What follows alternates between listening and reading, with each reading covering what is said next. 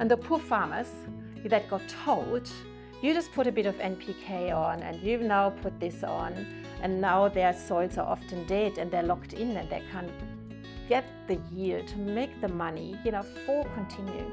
They have to be our heroes, and we all have to support them.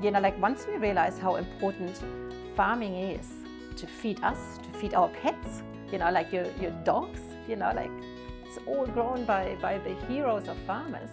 And our environment. And the environment and the rivers and the oceans, and the climate and the water cycles, it's always farmers. So they need to be the heroes. The Biological Farming RoundTable podcast helps farmers explore innovative, low-input, regenerative and profitable farming systems. The Biological Farming RoundTable is sponsored by Nutrisoil, an award-winning biological liquid fertiliser made from a big worm farm. Nutrisoil's purpose is to empower farmers to produce life-enriching food. My name is Nakala. I work at Nutrisoil. I envisage a future where farmers are rewarded for producing nutrient-rich foods and consumers have this easily available to them. Welcome to episode 45 of the Biological Farming RoundTable podcast and part 2 of the Microbe Solution with Gundi Rhoades. In this episode, we continue tracing Gundi's inspiring journey into the powerful link between soil microbes and human health. We unpack how this delicate microbial balance has been disrupted, and more importantly, how it can be restored with the right knowledge and support. So settle in and enjoy this compelling conversation as Gundi breaks down how synthetic compounds interfere with microbial harmony and why farmers hold the key to reversing the tide. It's a call to reimagine farming as a frontline solution for planetary and personal wellbeing.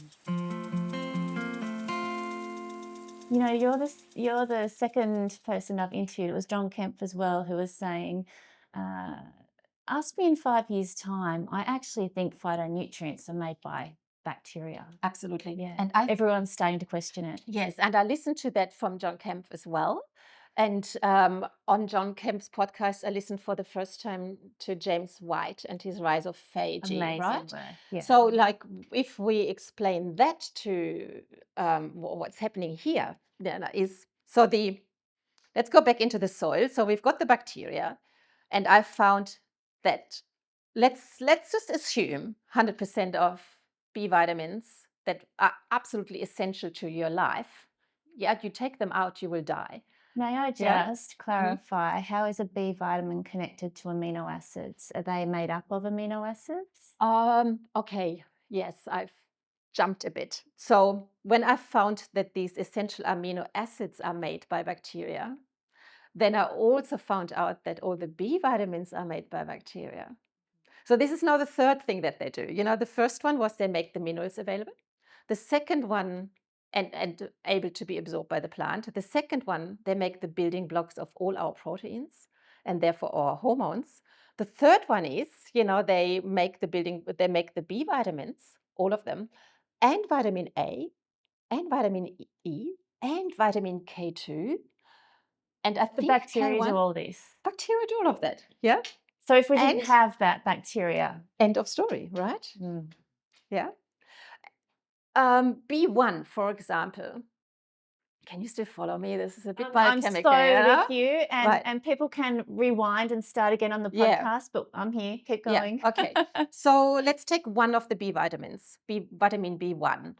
It's a methylator. And it's often, when people sort of hit a wall with their health and they go to a naturopath, naturopathic doctors will talk about methylation problems.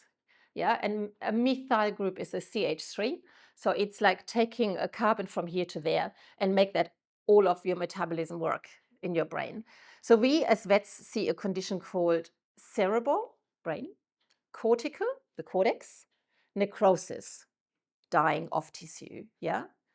Also called PEM, poly, many, encephalo, brain, malacia. Malacia is something when something liquefies, yeah? So it's the same disease. It's an acute vitamin B1 deficiency, which happens when, in a rumen, suddenly, because of whatever, your vitamin B producing bacteria die, or another bacteria takes over that kills that enzyme that makes B1.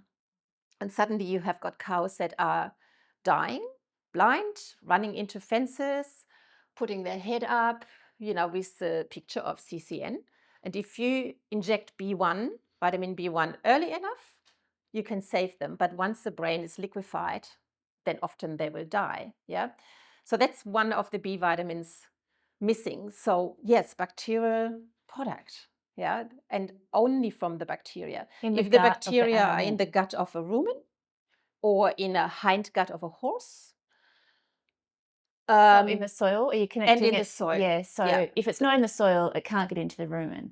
Yeah, in the rumen, vitamins can be made by bacteria. And, talking about human health, you can in your colon, so our bacterial life is in the I love that we're colon. talking about my colon here. Keep going. And let's talk more about the colon. So in your colon, you've got the bacteria. You don't have them so much in your small intestine, but in the colon. But then you nearly poop it out very quickly. So when we make our B vitamins a little bit in the colon, it doesn't stay there long enough, so we can't absorb many of them. So we need to have it with food. Yeah.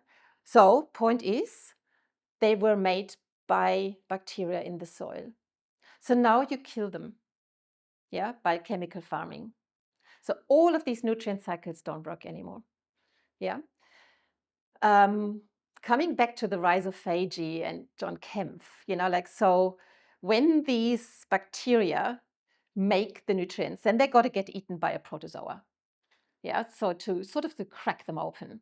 And then the protozoa gets eaten by the earthworm. And there's like a killing field in the soil where everything eats everything and everybody lives off everything else. And then those nutrients are all in an available, organic, living, bioavailable form for the plant. So we thought the plant roots just suck up the nutrients, and so let's go back to the tryptophan. So the bacteria made the tryptophan. And then the tryptophan is, like either the bacteria exuded or a protozoa has eaten that bacteria and pooped it out and vomited it out, whatever they do, and that's how it goes into the root system. But now we know that the bacteria actually take off their coat, so to speak, their cell wall, leave it outside. So they can slip on through. They slip in. And then they are in that plant and go up and down like a yo-yo. That's amazing. Yeah, it's called rhizophagy. So rhizo root, phagy eating. And they become endophytes, so living things inside a plant. And I think, and now I've heard it from other people too, that maybe when we think a plant makes tryptophan, because you go into literature, you find that plants probably maybe make tryptophan, but now we know the bacteria actually in there, I think we'll get more and more towards that all life depends on bacteria, on that eats everything. So we have reduced science and what we know to what we know, but there is so much more to it. We didn't know about the gut microbiome until 10 to 15, maybe 20 years ago.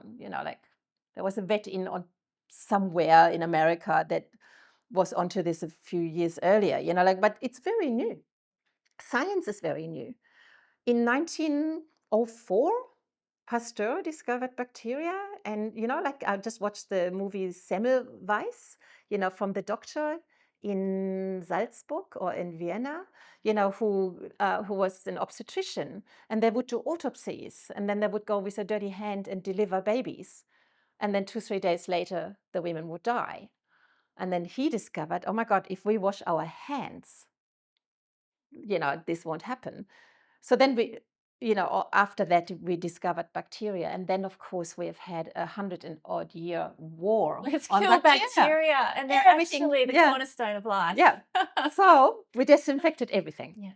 Yeah. Not realizing that it's all in a balance, like 15, 20 years ago, I read a book about ophthalmology in horses. And it had, if the horse is in Florida, it has got about 60 different bacteria on its eyeball, in its tears, and about 10 different fungi. So if it's in England, it has got a different microbiome on it. If it's in Australia, so what am I treating when I treat an eye ulcer as a vet? Like I'm treating bacteria that always live there. Yeah, but if you have got a scratch on an eyelid, those bacteria can go into, the middle layer of the eye and cause infections and won't heal. The eye heals. Have you ever had a horse with an eye scratch? No. No. There really is always really, like a horse with one eye just doesn't work very well, and a blind horse is just a no. So eyes are really important in horses and in us. So you got a scratch. What do? We bombard it with antibiotics. The eye will heal itself. Yeah, we don't do the healing, but we prevent the bacteria that are always there going into tissues underneath where it shouldn't be. Yeah, and so then we discovered there's bacteria in your nostrils, on your skin, in your gut. You're taken over by microbes on the whole body. They're in our breasts, protecting us from breast cancer. They are in our vagina when we give birth to re-inoculate our little next generation baby. Bacteria make serotonin, make you happy. They make GABA to make you calm. They make oxytocin. I thought it just comes out of the brain, right? We've got bacteria in our brain too.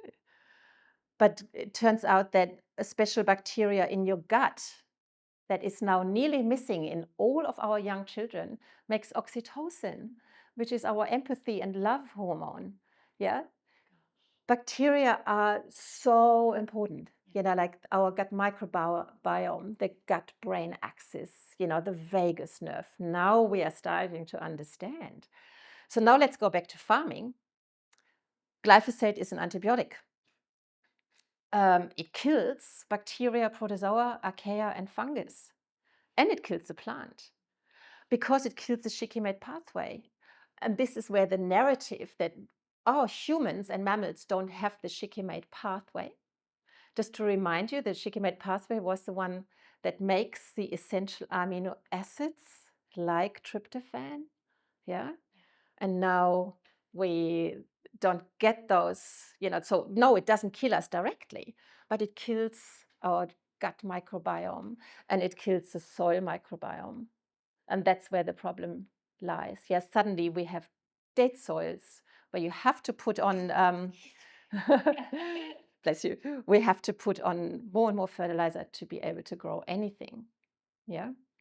So we had the minerals made available, all the B vitamins and the A and K2, vitamin K2. Fantastic, another story.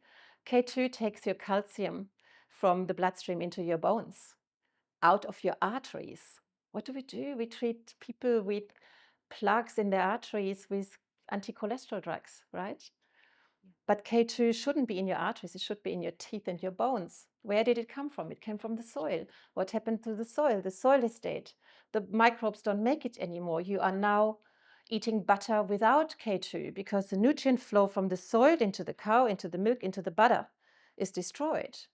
So now you have got not enough calcium in your bones and you might have osteoporosis, and we just blame estrogen. But maybe there is a bigger story. Yeah. So we're talking about bacteria a lot, and I love that because often they are considered the bad guys. You hear, I've got highly bacterial soils, or I often hear, the worm liquid or the worm castings is highly bacterial. I want something that's got more fungi in it, but they are absolutely essential for so many roles.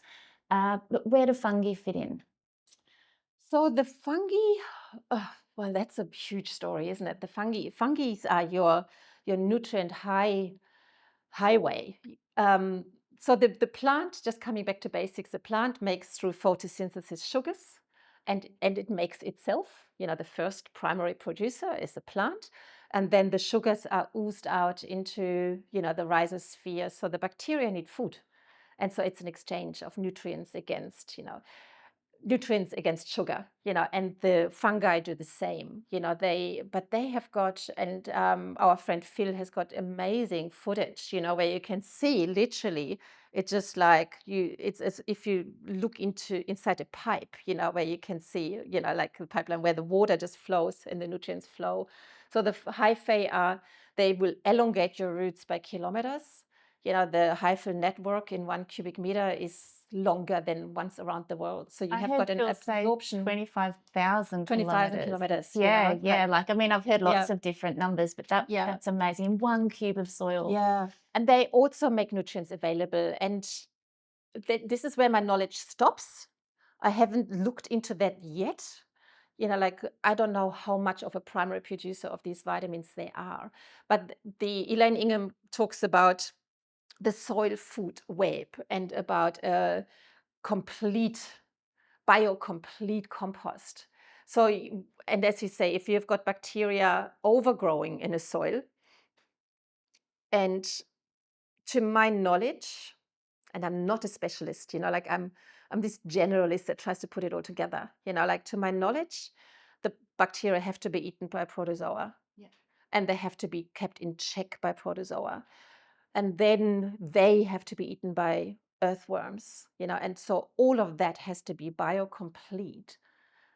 So again, like in science, we have taken everything apart.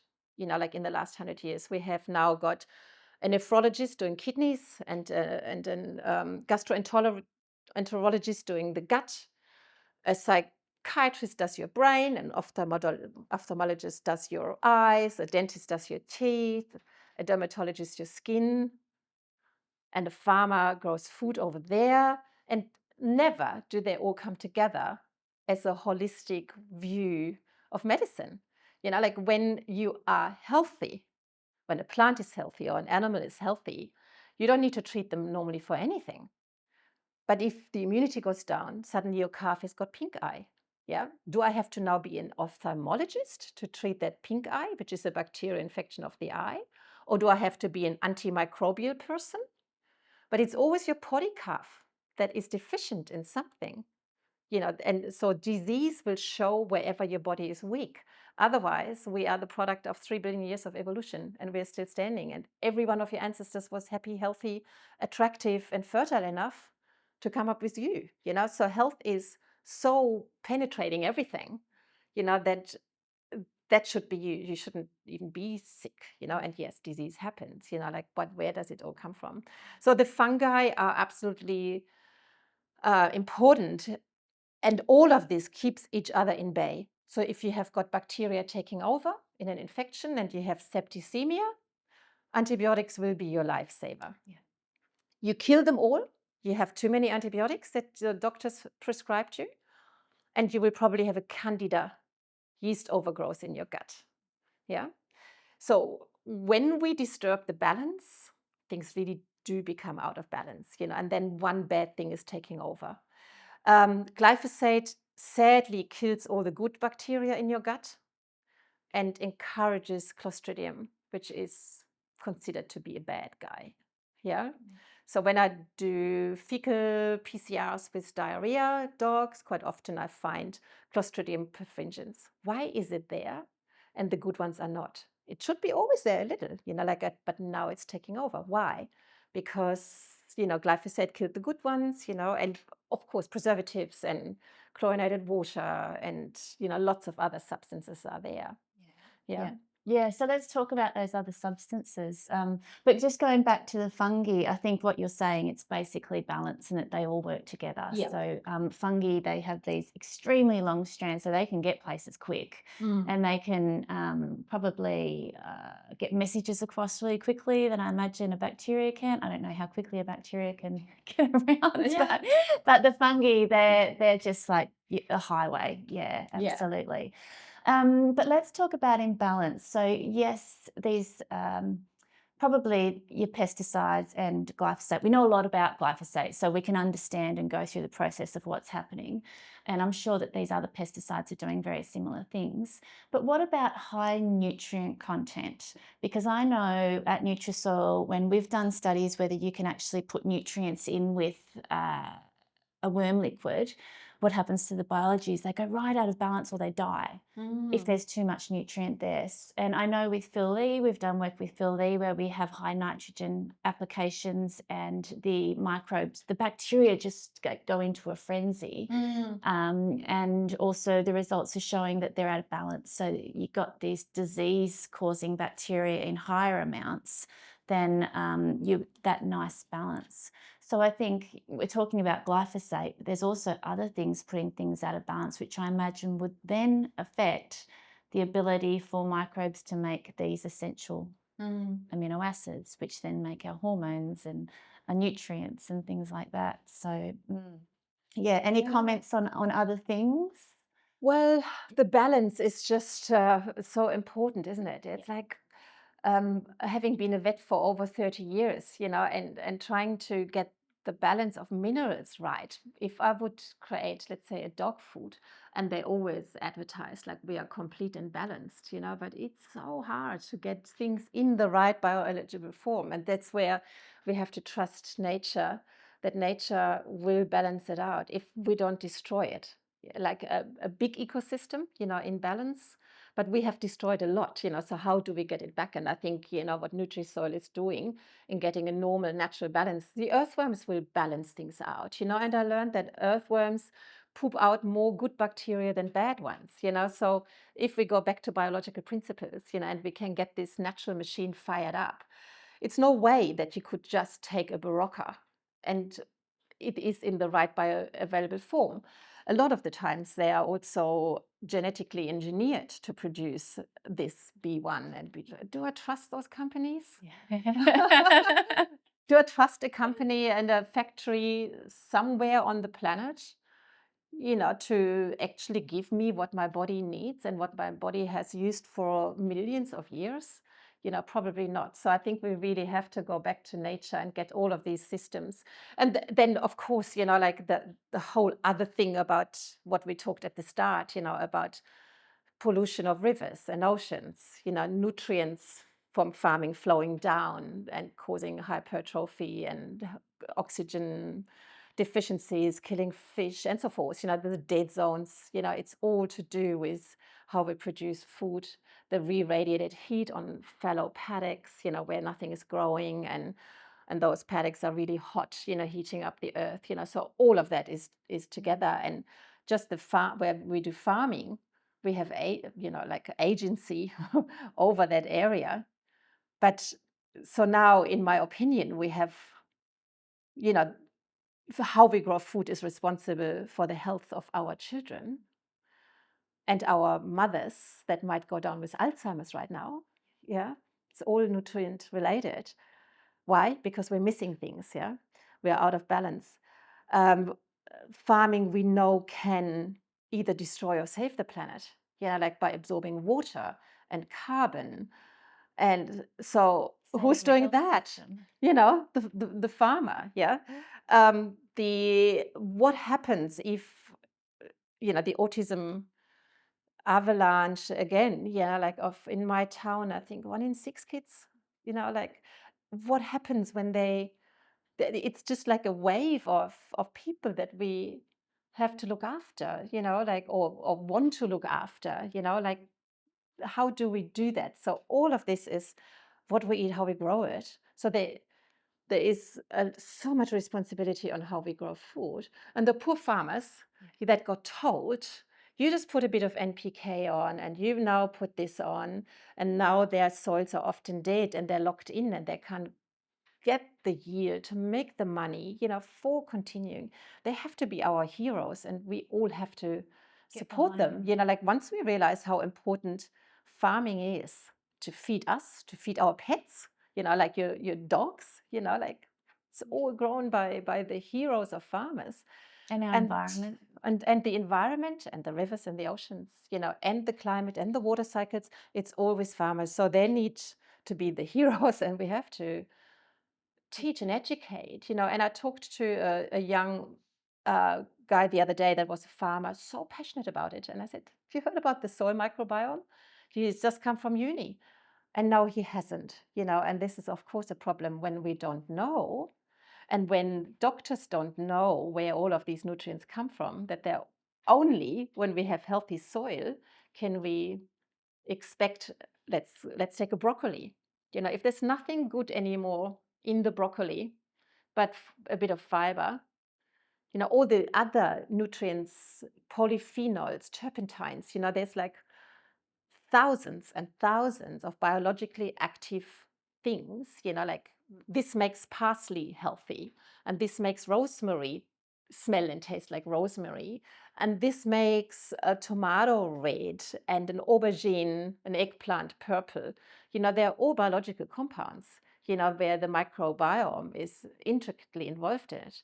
And so we've cut all of that off. That's why the tomato doesn't taste anymore, And things don't smell as good. and that's where all of it comes together. Yeah.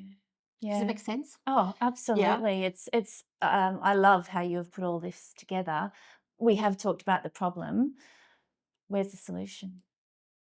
Yeah, agroecology, regenerative farming, biological farming with biological inputs like what you are doing. But I think um, the solution is education foremost. Like we must start educating how this works. Then we must support, in helping farmers to finance it. If they Yes. go broke, Yep. like who is going to farm then? Yeah, You because know, they've got to make mistakes in this Yeah, and I transition. see. And one mistake, one season that doesn't go right can mean the end of the farm. That's right. And who wants to lose that farm when it's been in that farm for that many Yeah. generations? You see so many suicides from people that lose farms because it was all on them. Exactly, exactly. Once we realize how important these is, national parks are important, right? But who's looking after a national park? The government. And nature looks after itself, and there we've got some ranges, but all of the land that we day in, day out do something with is farming. So that's where we must help the farmers. And I see a lot of in my area where I live, so many farms get sold to corporate. Who is behind corporate? So there's Money. a Macquarie Bank, Yeah. buys. So they buy this farm, and the cows and cattle are amazing in rotational grazing systems. They get blamed. We can talk about methane that's probably an hour to talk just about methane, but cattle are blamed for so much.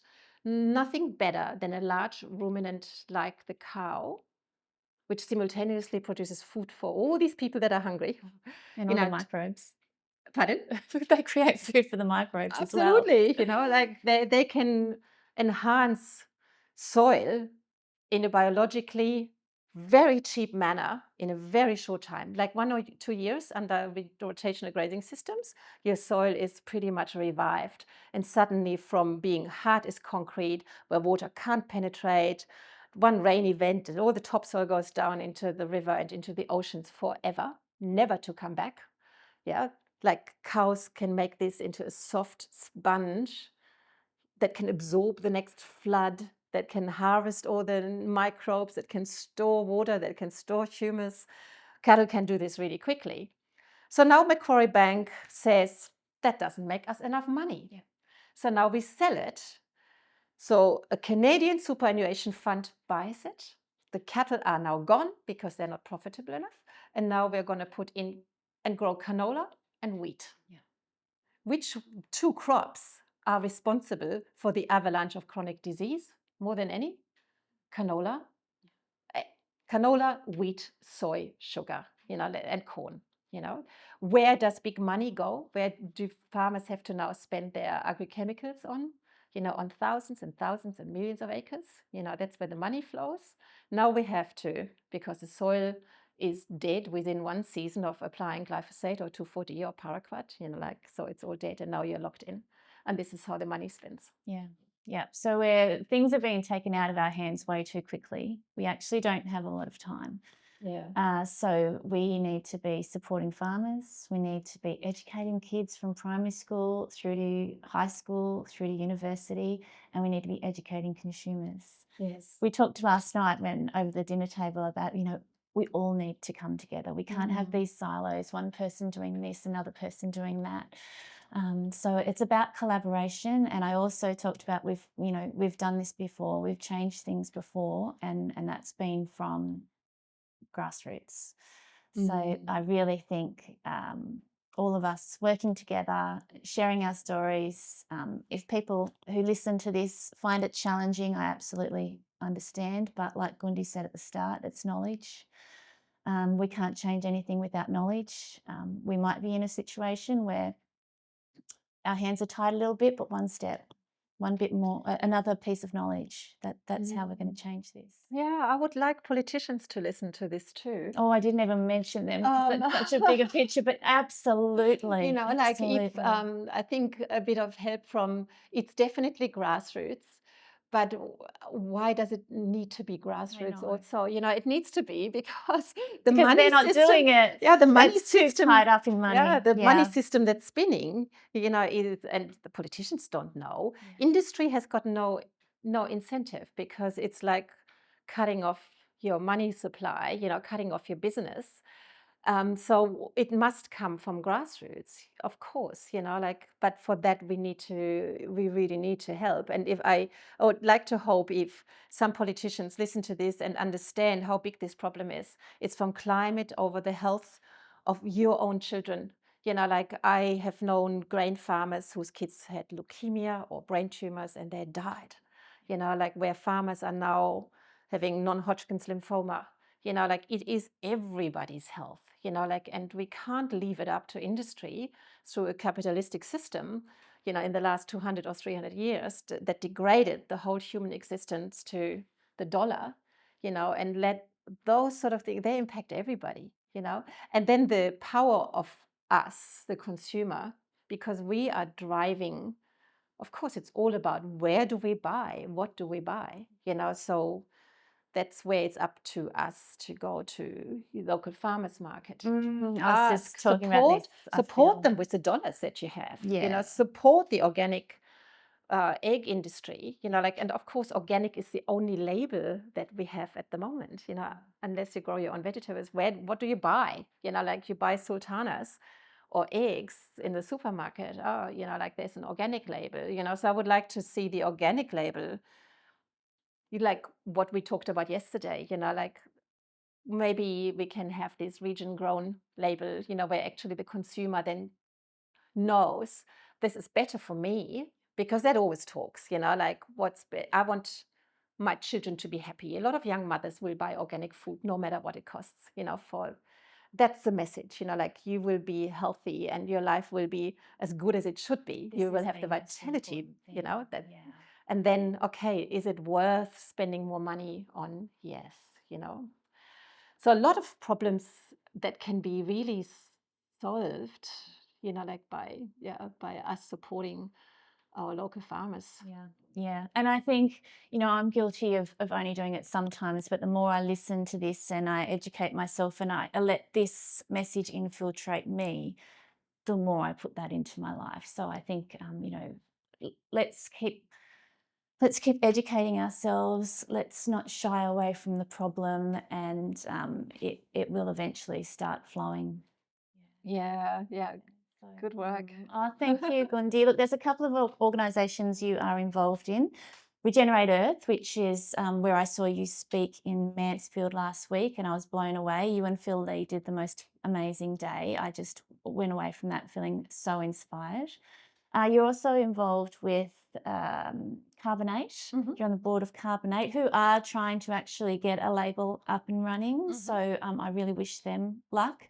I wish them a lot of money behind marketing for that to get recognised. I think collaboration is a great thing. Yeah, you know, like yeah, absolutely. come all to the table. Yeah. So, and look, I do see you out, hopefully presenting a lot more, because your message is amazing, and I think that you have looked at every different angle of this in your veterinary background. It's just incredible, because you have closed your veterinary. Still, no, not No, it's closed. not closed. You're just not working there anymore. Yeah. I've given the management to two of my senior staff members, because I eventually, in all honesty, really burned out.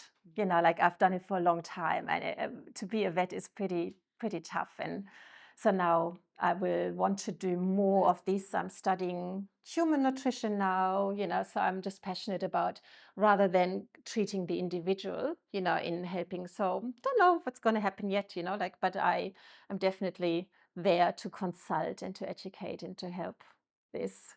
Yeah, just not in clinical practice every day. And this must energize you. So you've chosen to do this, and because you were burnt out, but now you're going out and you're doing this. So you must be so passionate that it energizes you. Absolutely. Yeah. Super passionate. So if you've enjoyed this conversation, the podcast, The Regenerative Vet, you will hear lots more from Gundi there. I'm certainly enjoying it. So have a listen to that. And thank you very much, Gundi, for the passion that you've got and for devoting yourself to this cause. We need people who are passionate like you, and you've left an amazing business to do that. And I'm grateful.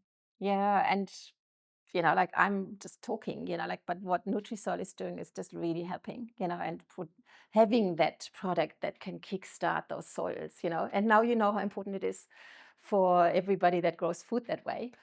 Like how much of an impact there's actually a difference, like it's a difference in the food, and that's all you need. You just need wholesome food because our bodies have done it forever. I think people struggle because one of the reasons that people might struggle for regenerative agriculture or using a biostimulant is they don't see that immediate change. But all these things they need to start building, and they need to, it's like a building block. As you start to reduce the bad things and increase the good things, that's how this soil life will increase, and it'll be cheaper to farm, and you'll have more healthy food, and the environment will be better. And as a farmer, you'll know you're doing an amazing job. So thank you, Gundi. Thank you. Thanks for having me. My pleasure. Please follow the Biological Farming RoundTable podcast. Share it with your friends and networks. I'm Nakala and I work at Nutrisoil, a liquid biological fertiliser made from a big worm farm whose purpose is to empower farmers to produce life-enriching food.